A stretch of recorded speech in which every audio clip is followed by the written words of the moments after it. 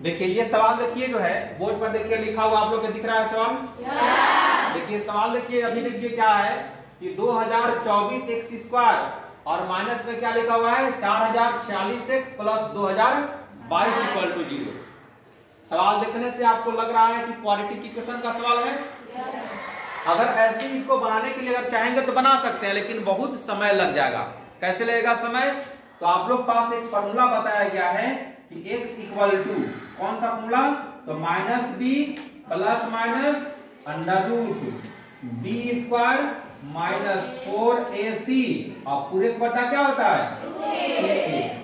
अगर आप इस फॉर्मूला में अगर इसको आप वैल्यू को डालिएगा, कौन कौन वैल्यू, तो आपको पता होगा कि इसका जनरल इक्वेशन जो होता है वो है आपका ax square plus bx plus c equal to 0। तो आप क्या करेंगे कि a का वैल्यू यहां से निकालेंगे, b का वैल्यू निकालेंगे, c का वैल्यू इसमें लगा के इसमें पुट करेंगे आप। लेकिन b का वैल्यू जिसमें आप पुट करेंगे तो 4046 है, और 4046 का जब आप वर्ग कीजिएगा स्क्वायर तो बड़ा नंबर आएगा। फिर आप 4 से गुना कीजिएगा a में, फिर c में, यानी a का वैल्यू और c का वैल्यू गुना कीजिएगा, फिर 4 से गुना कीजिएगा, फिर उसमें घटाइएगा। घटाने के बाद जो आपका रूट आएगा तब आप उसको आगे फिर प्रोसेस बढ़ाइएगा यहाँ के साथ। तब तक समय तो लगेगा ना दादा। लेकिन आपको एक बताया गया है कौन सा मेथड, वो क्या कहता है कि अगर कहीं क्वाड्रेटिक इक्वेशन अगर मिल जाए तो a plus b plus c का वैल्यू यानी उसका रिजल्ट अगर 0 अगर आ गया, यानी a का वैल्यू, b का वैल्यू और c का वैल्यू अगर जमा कर दें, जोड़ दें, अगर 0 अगर आ गया तो उसको हम लोग क्या बताए हैं, a को x का वैल्यू क्या बताए लिखने के लिए 1 लिख देना है, और दूसरा x का वैल्यू क्या बताए हैं c। ये किस कंडीशन में बताए हैं? अगर क्वाड्रेटिक इक्वेशन दिया हुआ अगर है a plus b plus c का वैल्यू 0 हो जाए, यानी a plus b plus c equal to अगर 0 अगर आ गया तो क्या बताए हैं x का वैल्यू एकदम 1 तो होना ही है। और दूसरा क्या बताए हैं c बटा a। तो देख लीजिए इसमें ये वाला वैल्यू जो है वो a का वैल्यू है, और ये वाला आपका b का वैल्यू है, और ये आपका c का वैल्यू है। देखिए तो आप इसको अगर जोड़िएगा 2024 प्लस 2022, जैसे आप जोड़िएगा तो देखिए 4046 आ जाएगा, और माइनस में देखिए 4046 बैठा है कि नहीं। तो इसका आंसर जो होगा तो x इक्वल टू 1 लिख देंगे, और दूसरा इसका वैल्यू क्या होगा c बटा a। तो c कितना है 2022, तो यहाँ लिख देंगे 2022।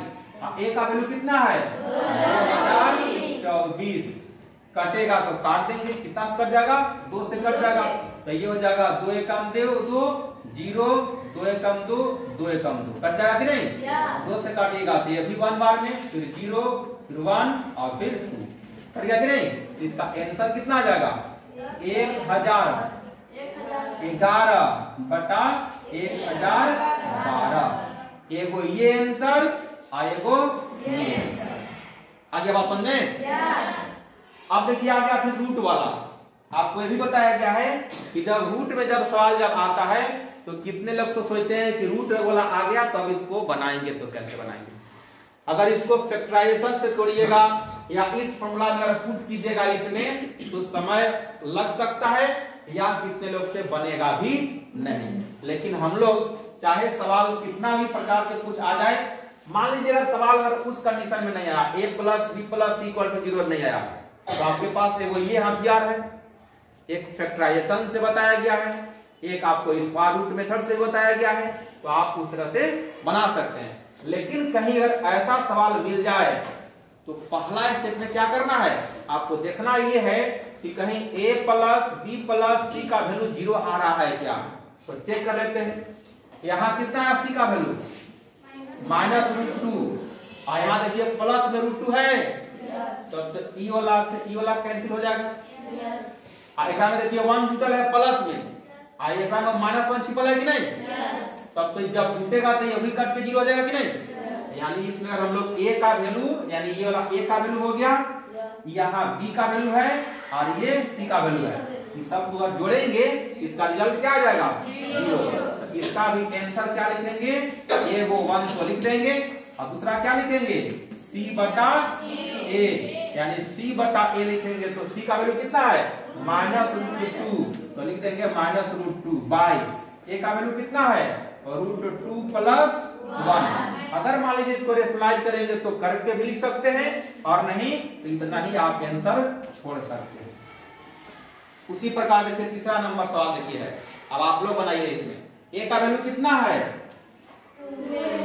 2, b का वैल्यू कितना है 5, 2a² a का वैल्यू निकल आता है, a का वैल्यू यानी कि a के जगह पर आप इसको देखिए यहाँ a यहाँ ना है तो कोई बोल रहे हैं कि ax² बोल रहे हैं कि ax² यहाँ है लेकिन a यहाँ ना है, a के जगह पर देखना रहता है, a के जगह पर क्या है यहाँ 2, a का वैल्यू ये जो होगा आपका a का वैल्यू हो गया और b के जगह पर कितना है यहाँ 5, तो ये हो गया b का वैल्यू हो गया और c के जगह पर कितना है -7, यानी ये जो वैल्यू है आपका c का वैल्यू -7 है।